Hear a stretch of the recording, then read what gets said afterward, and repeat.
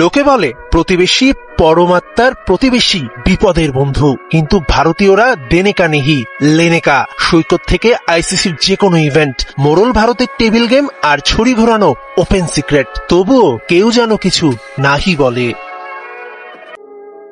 তবে স্রষ্টা বুঝিয়ে দেন সব, করায় গন্ডায়। নিজ দেশের মাটিতে ভারতের ওয়ানডে বিশ্বকাপ ফাইনাল হার কিংবা টেস্ট চ্যাম্পিয়নশিপের ফাইনালে উঠতে অন্যের পানে চেয়ে থাকা, অনূর্ধ্ব-19 এশিয়া কাপে বাংলাদেশের কাছে অসহায়ত্ব, বয়স ভিত্তিক ফুটবলে তো ওদের হারায় বাংলা বলে কয়ে। আইপিএল এ সাকিব মুস্তাফিজকে না কিনে ভেবেছিল ঝিকে মেরে বউকে শিখাবে, জোরমানিককে দিয়ে শিক্ষা দেবে গোটা ক্রিকেট আঙ্গনকে।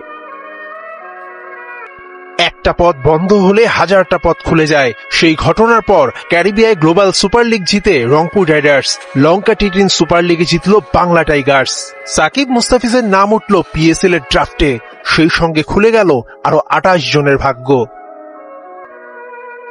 সূত্র বলছে তালিকায় আছেন মাহমুদুল্লাহ রিয়াদ, নাজমুল শান্ত, তৌহিদ হৃদয়, লিটন দাস, সৌম্য সরকার, তাসকিন আহমেদ, মেহেদী মিরাজের মতো জাতীয় দলের বিগ ফেস, শেখ মেহেদী, তাইজুল ইসলাম, সাব্বির রহমান, শরীফুল ইসলাম, তানজিম সাকিব, জাকের আলী, রিশাদ হোসেন ও হাসান মাহমুদ।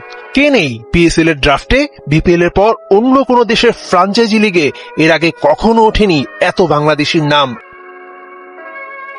এত নাম দেখে যাদের মনে প্রশ্ন জাগবে কয়জন আর দল পাবে, তাদের জন্য তথ্য। এবারের পিএসএল এ নিশ্চিতভাবেই দল পাবে কমপক্ষে 10 বাংলাদেশি। দুই দেশের ক্রিকেটীয় সম্পর্ক এখন উন্নত। আইসিসির চ্যাম্পিয়ন্স ট্রফিতে ভারতের এক গুয়েমেতে বাংলাদেশকে দুবাই তো পাকিস্তান রুটে পাড়ি দেবার ধকল তো পোহাতেই হচ্ছে।